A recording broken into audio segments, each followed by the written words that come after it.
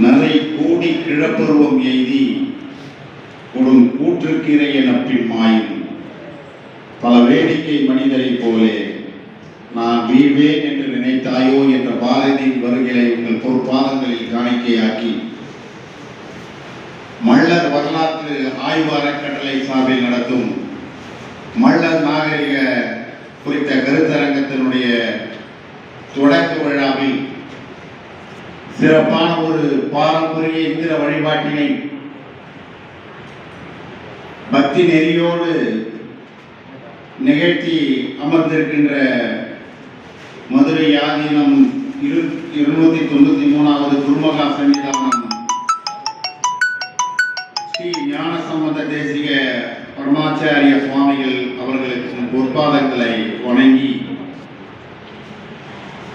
இந்த கருத்தரங்கத்தை மிகவும் நேர்த்தியாக மிக சிறப்பாக வடிவமைத்து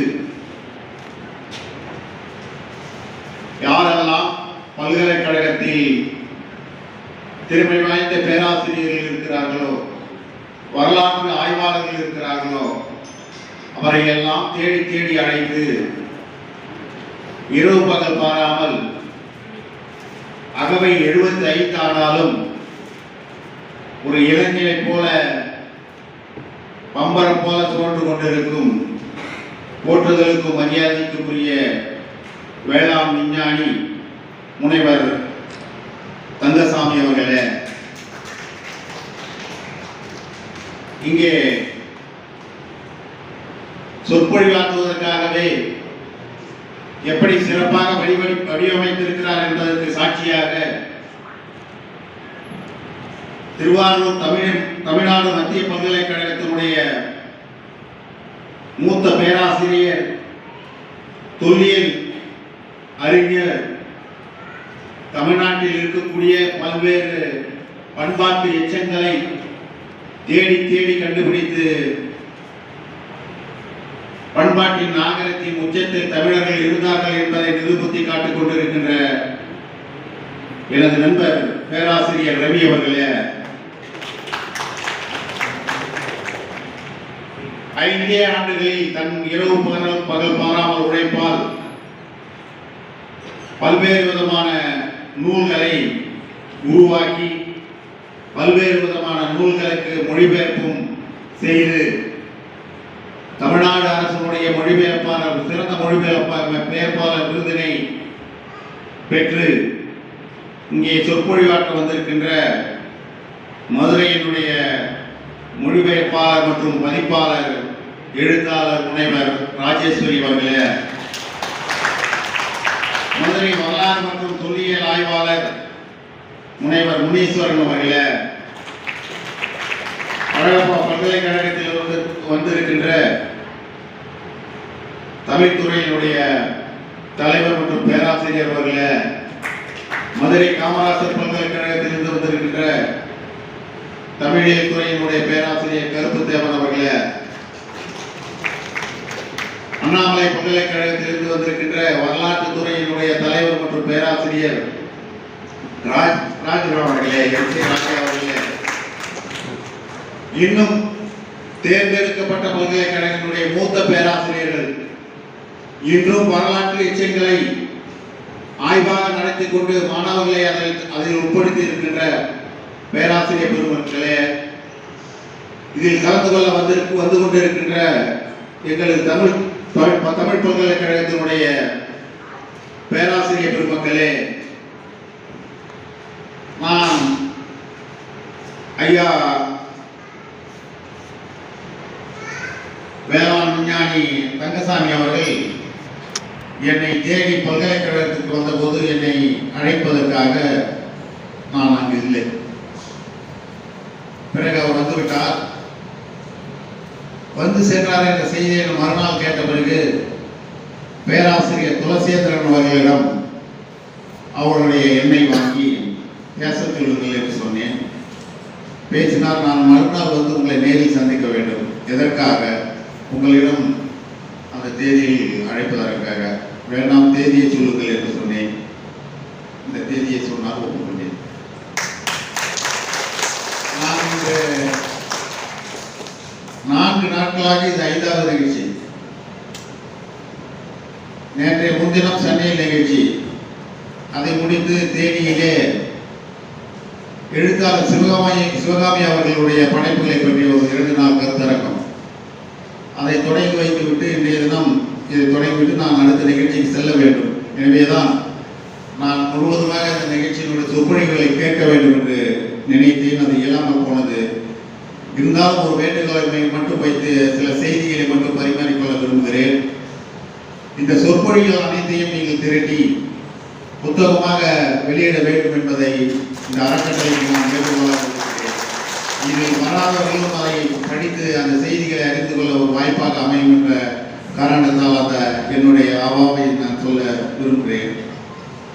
நண்பர்களே, மருதநிலா மக்களின் மரபு பெயர் தான் மள்ளர் என்பதாகும்.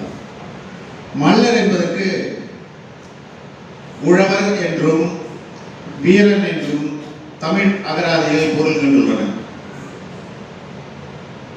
அதாவது அருந்திரல் வீரருக்கும் பெருந்திரல் உழவருக்கும் வருந்தகையாக்கதாகும் மன்னர் என்னும் பெயர். களமரத்துருவர் மல்லர் கம்பனர், விளைஞர் உழவர், கடைஞர் இளைஞர், கடனி கிடைத்தவர் பெயரே என்று திவாகரத்திலே குறிப்பிடப்பட்டிருக்கிறது.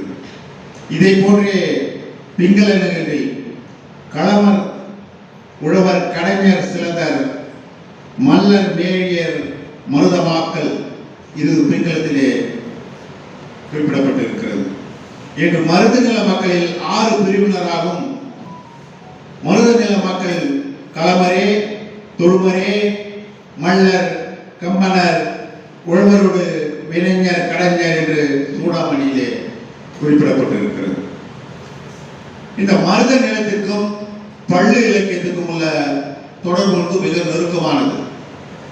பள்ளு இலக்கியங்கள் மருதநில வயல்களில் வேளாண் தொழில் செய்யும் மக்களினுடைய வாழ்வினை சிறப்பித்து கூறுகின்றன. எனவே பள்ளு பாடல்கள் வயலும் வயல் சார்ந்த இடமும் என்ற மருதநிலை வரையில் அடங்குகின்றன. இதற்கு சான்றாக மருத நிலத்தில் முகுந்த பதத்தை என்றும் பாயும் மருதும் செழிக்கவே பனை தோயும் மருதம் தவிர்க்கவே நன்னீர் மருதம் என நால்வன முன் பாயுதுவே இது எதை பொருள் என்ற பல்லு பாடல்கள் நில வர்ணனை பற்றி குறிப்பிடும் பொழுது வயல் நிலத்தை குறிக்க மருதம் என்ற சொல் பல இடங்களில் விரைவி வர காணப்படுகின்றன. எனவே பல்லு பாடல்கள் அனைத்தும் ஐவகை நில பாகுபாடுகளில் மருத நிலம் சான்றவை என்பது உறுதியாகிறது. மேலும் சங்க இலக்கிய மருதத்திணை பாடல்கள் குறிப்பிடும் பழனம், கடனி, வயல் போன்ற சொற்கள் பல இலக்கிய பாடல்களில் அதிகம் காணப்படுகின்றன. குறிப்பாக கண்ணல் முத்தம் கழனியில் சிந்தும், குறுகிடும் பயணத்தையும் சிலம் பெருகிட பயணத்தையும் உழவு வயல் உள்ளதெல்லாம் உறவை பொருளே என்று முக்கூடற்குள்ளிலே சிறப்பாக கூறப்பட்டிருக்கிறது. இது போன்ற பல்லுப்பாடல்களில் காணப்படுகின்றதை மருத நிலத்தினுடைய பல்வேறு சிறப்புகளை அது பறைசாற்றுவதாக அமைகிறது. இத்தகைய மருத நிலத்திற்கு உரிய பெயர் சொற்களை பல்வேறு இடங்களில் நாம் காணும்போது மருத நிலத்தின் மீது மக்கள் கொண்டிருந்த பற்றும் உரிமையும் நமக்கு புலப்படுகின்றது. பள்ளி இலக்கியங்கள் அனைத்திலும் மருதம் என்ற சொல் வெளிப்படையாக பல இடங்களில் நிறுவி காணப்படுகின்றன. மேலும் கழனி, பழனம், வயல் போன்ற சொற்கள் அதிக பயின்று வந்துள்ளன. இதன் வழி பள்ளு இலக்கியங்கள் வேளாண் இலக்கியங்கள் என்பதை அறிய முடிகிறது. சிறுபொழுது, பெரும்பொழுது இலக்கணங்கள் வேளாண்மையை அடிப்படையாக கொண்டே வரையறை செய்யப்பட்டுள்ளன என்பதை பள்ளு இலக்கியங்கள் மூலம் அறிய முடிகிறது. பள்ளு இலக்கியங்கள் குறிப்பிடும் வேளாண் மரபுகள் மறைந்து விடாமல் இன்றும் கிராமப்புறங்களில் அனுசரிக்கப்படுகின்றன. இதனால் சிறந்த வேளாண் முன்னோடி என்ற பெருமை பள்ளு இலக்கியங்கள் சாரும். குறிப்பாக இந்த 2 நாள் கருத்தரங்கம், அதில் பேச போகின்ற தலைப்புகள் சிறந்த பேராசிரியர்களை தேர்ந்தெடுத்து அழைத்து வந்திருக்கிறார்கள். அவர்களுக்கு கொடுக்கப்பட்டிருக்கின்ற தலைப்பும் மிக ஆழமாகத்தான் இருக்கும் என்று நான் நம்புகிறேன். அந்த வகையில் குறிப்பாகவே நமது முன்னோர்களுடைய வாழ்ந்த வரலாற்றை பண்பாட்டை நாம் தெரிந்து கொள்ள வேண்டும். நமக்கு மட்டும் தெரிந்துவிட்டது போதும் என்று இருந்துவிடக்கூடாது. அடுத்த தலைமுறையில் நம் செய்தியை எவ்வாறு சேர்த்து வைத்திருக்கிறார். இப்போது கூட நான் வருத்தமாகத்தான் இருக்கிறது நண்பர்களே. தக்காளி என்பதை படம் போட்டு காட்டித்தான் நம் அடுத்த தலைமுறைக்கு தெரிய வைக்க வேண்டும். நம் உயிர் நாடியான நெல்லை பற்றிய பல்வேறு விதமான விளைச்சலை உருவாக்கி கொடுத்தவர்கள் மலர் இனத்தவர்கள். அந்த மலரின நாகரிகம் என்பதே தனிப்பட்ட நாகரிகமாக பேணி காப்பாற்றப்பட்டு வந்திருக்கிறது. குறிப்பாக சொல்ல போவதென்றால் நமது பிள்ளைகளுக்கு நம்முடைய தாத்தாவின் பெயரை சொல்லிக் கொடுக்கணும். திதி கொடுக்கின்ற போது கேட்பார்கள், உங்கள் அப்பா பெயர் என்ன, அவர் அப்பா பெயர் என்ன, அவங்களுடைய தாத்தா பெயர் என்ன தெரியாது. இப்போது உங்களுக்கே கூட உங்களுடைய அப்பாவினுடைய தாத்தா பெயர் தெரியுமா? தாத்தாவினுடைய அப்பா பெயர் தெரியுமா? அவர் எப்படி வாழ்ந்தார்கள் என்பது தெரியும். ஏதோ வரலாற்று நூல்களை படித்துவிட்டு வரலாற்றை ஒரு பாடமாக வைத்துக் கொண்டு கல்லூரிகளிலே நாம் பாடம் படித்து மதிப்பெண் பெற்று பாஸ் பண்றது ஒரு பெரிய விஷயம் இல்லை. கல் தோன்றி காலத்தை மண் தோன்ற மூத்தக்கூடிய சொல்லிக் கொண்டிருப்பது பெருமை இல்லை. ஒரு குறிப்பிட்ட நாகரிகம் இந்த 5 வகை நிலங்களில் எவ்வாறு பேணி காப்பாற்றப்பட்டு இருக்கிறது. நாம் வாழ்ந்த வாழ்க்கையை 5 நிலங்களாக பிரித்து 5 வகையான வாழ்க்கை முறையை வாழ்ந்து காட்டி சென்றிருக்கிறார்கள் தமிழர்கள். அந்த தமிழர்கள் வாழ்ந்த வாழ்க்கையை எந்த நாகரிகத்தில் நம்மளுடைய பரம்பரை அணுகுகிறது என்பதை தேடி கண்டுபிடித்தாக வேண்டும். அந்த பண்பாட்டு வேர்களை தேடித்தான் இந்த பயணம் போய்கொண்டிருக்கிறது. அதற்காக ஐயா அவர்கள், தங்கசாமி அவர்கள் அறுபாடுபட்டுக் கொண்டிருக்கிறார்கள். ஓய்வுக்கு பிறகு இந்த பணியை செய்கிறார்கள். அவருக்கு நீங்கள் எதையும் தர வேண்டாம். உங்களிடையே தேடி தீர்ந்து அழைத்து கிடைத்த தரவுகளை பரிமாறிக்கொள்ளுங்கள். அந்த தரவுகளை தெரிவித்து அடுத்த தலைமுறைக்கான செய்திகளை கடத்துவதுதான் இந்த கருத்தரங்கத்தினுடைய முக்கிய நோக்கம். கருத்துக்களை அறிஞர்கள் பரிமாறிக்கொண்டிருக்கும் போது உங்களுடைய கேள்விகளை கேளுங்கள், உங்கள் சந்தேகத்தை கேளுங்கள். அதுக்குத்தான் கருத்தரங்கம். ஏதோ கருத்தரங்கம் என்றால் ஒரு 50 பேர்களை கட்டுரை படிக்க வைத்து 5 நிமிடத்தில் கட்டுரை படிக்க வைத்து அந்த அவருடைய கருத்தை சொல்லிவிட்டு அவருக்கு ஒரு சான்றிதழ் கொடுப்பது கருத்தரங்கம் அல்ல. தலை சிறந்த பேராசிரியர்களை வைத்து சிறந்த தலைப்புகளை கொடுத்து அதை ஆழமாக விவாதித்து ஒரு முடிவுக்கு வர வேண்டியதுதான் இந்த கருத்தரங்குகளின் நோக்கம். இது எல்லாம் கல்லூரிகளில் பல்கலைக்கழகங்களில் நடத்தப்படுகின்ற கருத்தரங்கம் போதும் இல்லாமல் ஒரு தனிப்பட்ட ஒரு அறக்கட்டளை தங்கசாமி அவர்கள் மற்றும் அவருடைய ஆதரவாளர்களோடு ஆரம்பிக்கப்பட்டு அரசியல் சார்பற்று தம்முடைய நாகரிகத்தினுடைய பண்பாட்டினுடைய வேர்களை தேடுவதே நோக்கமாக இருந்து இதை நடத்துகிறது. ஒரு பல்கலைக்கழகத்தின் துணைவேந்தர் முறையில் குறிப்பாக தமிழ் பல்கலைக்கழகம், தரணி போற்றுகின்ற தமிழ் பல்கலைக்கழகம், நான் பொறுப்பேற்ற பிறகு அங்கே ஒரு திட்டத்தை தமிழக அரசின் மூலம் கொண்டு வந்திருக்கிறேன். கிட்டத்தட்ட ஒரு 20 ஏக்கர் நிலத்தை நான் தர தயாராக இருக்கிறேன் தமிழக அரசு. அதிலே மருத நில பூங்கா, மருத நிலத்தில் என்னென்ன தாவரங்கள் வழங்கப்பட்டதோ, மருத நிலத்தில் என்னென்ன காட்சிப்படுத்தப்பட்டதோ, காட்சிகளாக நம் வரலாற்றில் படித்தோம், அதையெல்லாம் நிஜமாக்கி கொண்டு வருவதற்கு தமிழக அரசினுடைய நிதியுதவி பெறப்பட்டு அதுக்கான திட்டம் தயாரிக்கப்பட்டு விட்டது. அந்த திட்டம் நிறைவேற்ற அடுத்த மாதம் பணிகள் தொடங்கும். 30 ஆண்டுகள் தமிழக அரசு அது பராமரிக்கும். அதற்கு பிறகு பல்கலைக்கழகத்திடம் 33 தான் ஒப்பந்தம். இதை நான் பெருமையாக சொல்லிக் கொள்கிறேன். கேள்விப்பட்டாரோ என்னவோ தெரியவில்லை, அதனால்தான் என்னை அழைத்திருக்கிறார். அதற்காக ஐயா தங்கசாமி அவர்களுக்கு என் நன்றியை தெரிவித்துக் கொள்கிறேன். அதே போல தமிழ்நாடு அரசினுடைய வனத்துறையின் சார்பில் சுமார் 5 ஏக்கர் நிலத்தில் மரகத பூங்கா, நம்முடைய பண்பாட்டின் அடையாளமாக இருந்த தாவரங்கள் மரங்கள் தேடி தேடி எடுத்து வனத்துறையார், தமிழ்நாடு அரசினுடைய வனத்துறையார் அங்கே நடப்பட்டு அந்த திருச்சி மெயின் ரோட்ல வரும்போது தெரியும். அது அடுத்துதான் பல்கலைக்கழகம். லெப்ட் சைட்ல கலெக்டர் ஆஃபீஸ் பக்கத்தில் எப்படி மருத நில பூங்கா எப்படி அமைய இருக்கிறதோ அதை போல இப்போது அமைந்து கொண்டு இருக்கிறது. இன்னும் ஓரிரு வாரங்களில் திறந்து பயன்பாட்டுக்கு வரும்.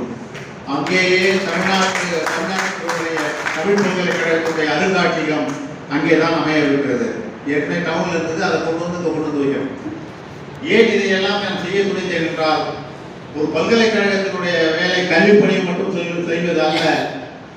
தமிழ் பல்கலைக்கழகத்தின் நோக்கம் தமிழ் பண்பாடு உலகமெல்லாம் பரவ வேண்டும். மறைந்து கொண்டிருக்கிற தமிழ் பண்பாடு, தமிழ்நாட்டினுடைய நாகரிகம், தமிழினுடைய தொன்மை எங்கும் சிதைந்து போக கூடாது, அடுத்த தலைமுறைக்கு கொண்டு செல்ல வேண்டும் என்பதுதான் அந்த பல்கலைக்கழகத்தினுடைய உயரிய நோக்கம். அதை அந்த பல்கலைக்கழகம் செய்து கொண்டிருக்கிறது. ஏறத்தாழ 165 நாடுகளிலே தமிழ் பல்கலைக்கழகத்தினுடைய தமிழ் பணி தொடர்ந்து கொண்டிருக்கிறது. அங்கே வளர்ந்து கொண்டிருக்கிற இளைய தலைமுறைக்கு கிரேட் சிஸ்டம் என்ற ஒரு கல்வி முறையை தமிழ் பல்கலைக்கழகம் தமிழ் பண்பாட்டு மையத்தின் மூலமாகவும் வளத்தமிழ் மையத்தின் மூலமாகவும் அவை சிறப்பாக நடத்தி கொண்டிருக்கின்றன. எனவே எனக்கு இந்த பேசும்போது இதாக வந்து கடந்து. எனவே நண்பர்களே, இந்த கூட்டத்தை பார்க்கும்போது எனக்கு ரொம்ப மகிழ்ச்சியா இருக்கு. ஒரு பல்கலைக்கழகத்தில் ஒரு கருத்தரங்கு நடத்தினாலே நாங்கள் தேடி கொண்டு வரணும். குறிப்பா மாணவர்களை கூப்பிடும்போது பேராசிரியர்கள் எல்லாருக்கும் தெரியும், நம்மகிட்ட கம்மியா இருக்கும். சிறப்பு விருந்தினர் வந்துட்டாரு, அடுத்த வகுப்புல இருக்குல்ல, அடுத்த துறை நம்மகிட்ட உங்க மாணவர்கள் இந்த அரசியல் கூட்டத்துக்கு மேலே திறமை கொண்டு வந்து உட்கார வச்சு அந்த பிள்ளைகளுக்கு பிஸ்கட் காஃபி எல்லாம் கொடுத்து முதல்ல சிறப்பு விருந்தினர் போற வரைக்கும் அதுக்கு கைத்த கால் வரும். ஆனால் அது பிள்ளைகள் ரொம்ப மகிழ்ச்சி. ஐயா தங்கசாமியினுடைய திறமையை பாராட்டுகிறேன். அது என்னன்னா, இதுதான் முதல் கருத்தாங்கன்னு நினைக்கிறேன். ஐயா என்ன பிக்ஸ் பண்ணிட்டாரு, நான் எஸ் சொல்லிட்டேன். அதுக்கு முன்னாடி என்னன்னா, அதை வந்து என்னுடைய பிஎஃப் இல்லை எங்கள் பிஆர்ஓக்கு இந்த அழைப்பு அனுப்பி அப்ரூவ் ஆகணும். ஏன்னா ஏதாவது பேரில் வந்து அது இந்த இன்சியல் ஏதாவது தப்பு இருக்கா அதெல்லாம் பார்த்து அப்ரூவ் அதெல்லாம் தெரியல.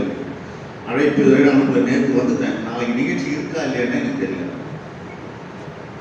அப்புறம் என்னுடைய நண்பர் வந்து கருப்புதாரன் அவர்களிடம் சொல்லி அது என்னன்னு தெரியல, அவர் இப்படியே நம்பரை கண்டுபிடிச்சி அவர் ஐயா வந்து அவங்களெல்லாம் பேசினா சேவ் பண்ணல.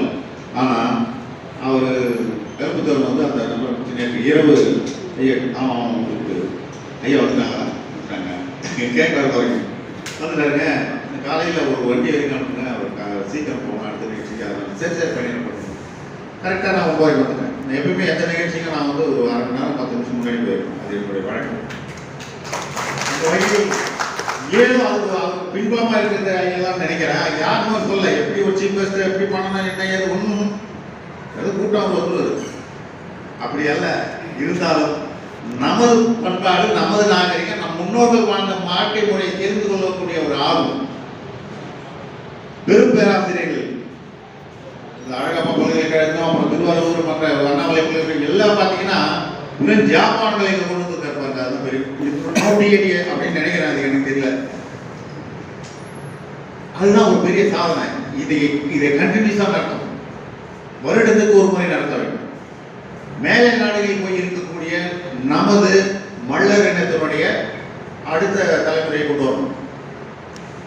இதுக்கான ஒரு இதழெல்லாம் வருவதை பார்த்தா மிக மகிழ்ச்சியா இருக்கு. அதே போல அந்த மல்லர் இனத்தினுடைய பண்பாட்டை பறைசாற்றும் விதமாக அம்மா அவர்களுடைய ராஜேஸ்வரி அம்மா அவர்களுடைய உழைப்பை நான் பாராட்ட கடமைப்பட்டிருக்கிறேன். இந்த கருத்தரங்கம் மிக சிறப்பாக நடந்து கொண்டிருக்கிறது, மிக சிறப்பாக நடைபெற வேண்டும். இந்த கருத்துக்களை ஒவ்வொருவரும் பரிமாறிக்கொள்ள வேண்டும். ஒரு கருத்தரங்கத்தை, ஒரு கருத்தினுடைய வெளிப்பாட்டினை ஒரு கட்டுரையாளர் விவாதிக்கும் போது அதை கேட்டுக்கொண்டு கைதட்டுவது நமது பண்பாடு.